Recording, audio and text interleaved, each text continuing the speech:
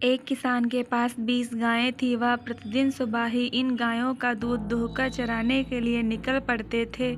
सुबह से लेकर शाम तक काका गायों को लेकर इस गांव से उस गांव, तो कभी नदी के किनारे तो कभी कभी जंगल से उस जंगल घूमा करते थे और दिन ढलते ही गांव की ओर निकल पड़ते थे। जब काका गायों को चराने के लिए निकलते तो सत्तू और सूखा पोहा के साथ ही कभी कभी दही, दूध आदि भी ले जाते और भूख लगने पर किसी पेड़ की छाया में बैठकर खाते पीते। काका कभी भी अपने साथ पानी नहीं ले जाते और ना ही लोटा रखते। प्यास लगने पर या तो वे नदी का जल पीते, लाठी से मारकर महुआ और आम खाते, पत्ते तोड़कर उन्हें अपने गमछे की एक छोर में बांधते और फिर इस गमछे के दूसरे छोर को अपने साथ सदा के लिए रहने वाली धोती के एक छोर से बांधते तथा फिर इसे किसी कुएं में डालकर पानी निकालते। इसमें बहुत अधिक पानी तो नहीं निकलता, पर 2-3 बार में पीने भर का पानी निकल आता है। एक बार की बात है कि काका बीमार पड़ गए और उनके गाय गोरू को चराने को ले जाए। वे बहुत परेशान हुए क्योंकि एक दिन भी इन गायों को चराने में देर होने पर यह बोलने लगती थी और खूंटे के आसपास चक्कर लगाती रहती थी। खूंटे के आसपास की जगह सने गोबर माटी से भर उठती थी और जब तक उन्हें खोला नहीं जाता रमती रहती। एक दिन बीता, 2 दिन बीता, पर काका की तबीयत ठीक नहीं हुई। काका इन 2 दिनों में गायों के आगे भूसा, घास आदि डाल देते और पानी आदि दिखा देते, पर गायें प्यास लगने पर पानी तो पी लेती, पर खाने का नाम नहीं लेती और बेचैनी से खूंटों के आसपास घूमा करती। इन 2 दिनों में तो कुछ गायों ने अपना बांधने वाली रस्सी भी तोड़ दिया और चरने के लिए भागने लगी। कैसे भी करके काका ने इन गायों पर काबू किया। तीसरे दिन भी काका की तबीयत जब ठीक नहीं हुई तो उन्होंने संदेश भेजकर अपने ससुराल से अपने साले के बेटे घनेश्वर को बुला लिया। घनेश्वर 17 साल का किशोर था और बहुत ही सुंदर था, भला चंगा था। घनेश्वर ने आते ही अपने फूफा का सारा काम संभाल लिया। घनेश्वर बहुत ही समझदार लड़का था। वह प्रतिदिन सुबह सुबह 3 बजे ही जग जाता और नित्य क्रिया से निपटकर 5 बजे तक पढ़ाई करता और उसके बाद गायों को खोलकर चराने के लिए निकल पड़ता। वह अपने साथ अपनी पुस्तकों का बैग ले जाना कभी नहीं भूलता। किसी चराने वाली जगह पर गायों को चराता छोड़कर वह किसी पेड़ आदि की छाया में बैठकर पढ़ाई करता। एक बार की बात है कि गायों को चराते चराते घनेश्वर एक जंगल में दूर तक निकल गया। जंगल बहुत घना था पर बहुत सारी झाड़ियाँ। दोपहर का समय था और अब घनेश्वर को प्यास भी सताने लगी थी। घनेश्वर गायों को चराता छोड़कर जंगल में पानी की तलाश में इधर उधर दौड़ भाग करने लगा। अचानक एक बरगद के पेड़ के नीचे उसे एक बहुत पुराना कुआं दिखा। घनेश्वर ने अब देर किए बिना जंगल में कुछ झाड़ियों के हरे पत्ते तोड़े और उन्हें अपने गमछे में बांधकर बोझ बनाया। फिर अपने फूफा की तरह गमछे के एक छोर में धोती बांधकर उसे कुएं में लटकाया, पर कुएं में पानी का सतह बहुत ही नीचे था, पानी तक नहीं पहुंच पाया।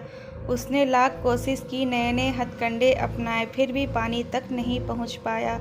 अब वह पसीने से तरबदर हो गया था और धोती से सर के पसीने को पोंछते हुए कुएं की दीवार पर बैठकर कुछ सोचने लगा। तभी पायल की छम छम की आवाज़ ने उसके सोचने के क्रम को बंधित कर दिया।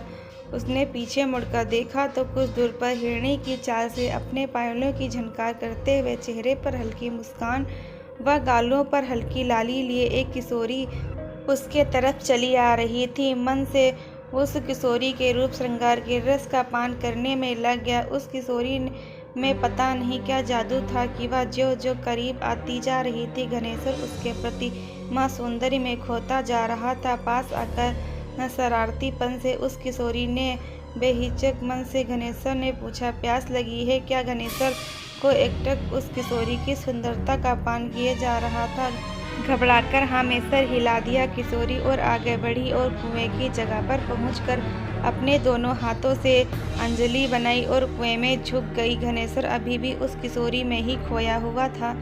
दरअसल उस किशोरी में कुछ ऐसा था, उसे अपनी तरफ आकर्षित किया जा रहा था। किशोरी ने कुएं से पानी अंजलि में पानी भरकर घनेश्वर की ओर बढ़ी। घनेश्वर भी बिना कुछ बोले अपने हाथों की अंजलि बनाकर अपने मुंह में सटा दिया। किशोरी अपनी अंजलि का पानी घनेश्वर की अंजलि में उड़ेलना शुरू किया और घनेश्वर की अमृत रूपी जल को पीना शुरू किया। हाँ, यह अलग बात थी कि घनेश्वर की अंजलि से आधा पानी नीचे गिरा जा रहा था, क्योंकि वह पानी पीने के साथ ही उस किशोरी के चेहरे को देख रहा था।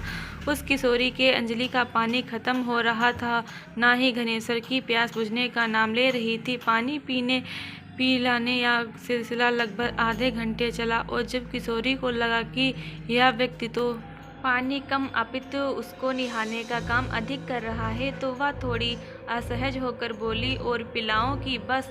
अब फिर घनेश्वर ने कुछ बोले, केवल ना में सिर हिला दिया। फिर किशोरी ने पूछा, अब मैं चलूं? फिर घनेश्वर ने हाँ में सिर हिला दिया।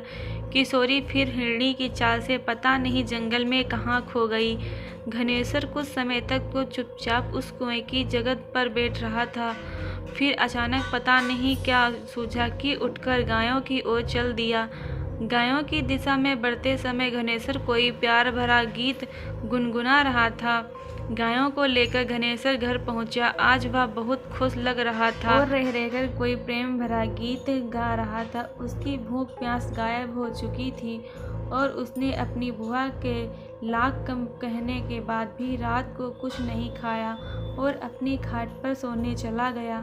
उसकी आंखों से नींद पूरी तरह से गायब थी और पता नहीं क्यों उसे एक खुशनुमा बेचैनी सताए जा रही थी। वह लेटे लेटे कभी कभी खाट से उठ जाता और कुछ गुनगुनाने के बाद या तो 4 कदम चलता, फिर से खाट पर लेट जाता। उसे एकदम से समझ नहीं आ रहा था कि वह क्या कर रहा है या उसके साथ ऐसा क्यों हो रहा है। अचानक वह जागते हुए एक स्वप्न देखने लगा और उसने अपने को गाय चराने के लिए जंगल में जाते हुए देखा। फिर कुएं की जगह पर बैठा देखा और फिर उसे किशोरी का आना और फिर उसे पानी पिलाना। इतना स्वप्न देखते ही अचानक घनेश्वर को पता नहीं क्या सूझा कि वह डरकर उठकर बैठ गया। फिर देरी किए उसने सिरहाने रखी माचिस से एक तीली निकाला और पास में रखे डिबरी को जला दिया। दरअसल उसके जहन में यह सवाल कुरेद गया कि वह किशोरी इतने गहरे कुएं से अपने हाथ की अंजलि बनाकर पानी कैसे निकाल दी,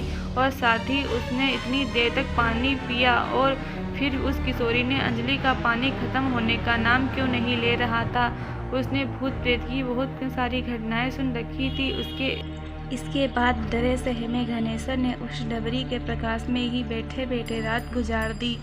सुबह सुबह डरा सहमा घनेश्वर गायों को लेकर निकल गया। उसने मन में एकदम से सोच लिया कि अब भूलकर भी उस जंगल की ओर नहीं जाऊंगा, पर कहीं ना कहीं उसके जहन में उस किशोरी की यादें अंगड़ाइयां ले रही थी।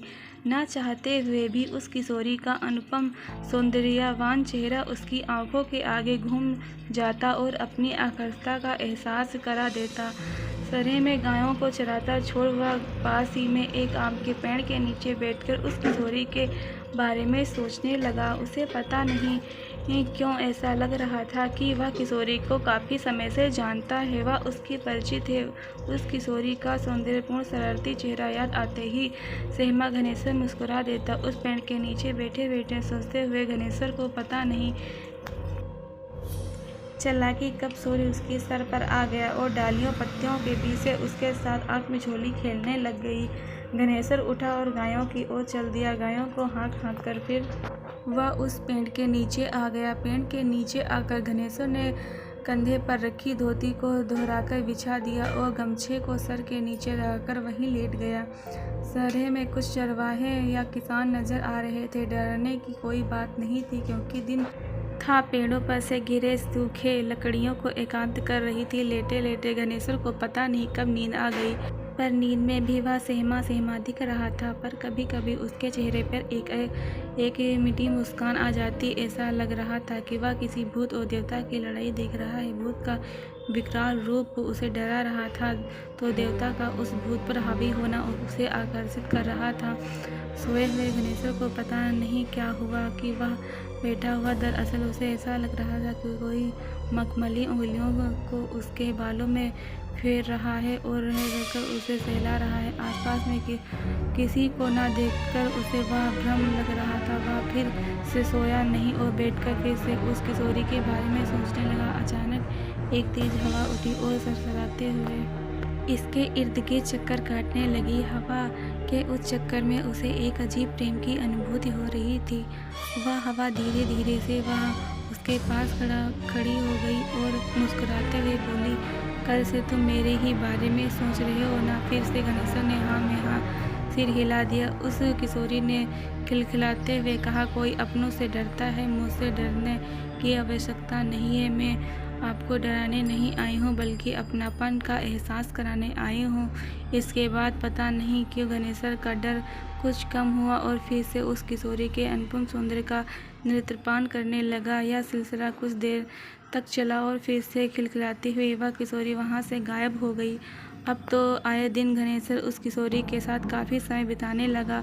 वे दोनों अब खुलकर एक दूसरे से बात करने लगे थे। गणेशर उसे इंसानी कहानियाँ, अपने गांव घर की बातें सुनाता और वह किशोरी अपने लोग की बात बताती, अपने जीवन के जो रोचकपूर्ण किस्से सुनाती। आखिर वे दोनों इतने करीब आ गए कि सदा के लिए एक साथ जीने मरने की कस्में खा लिए।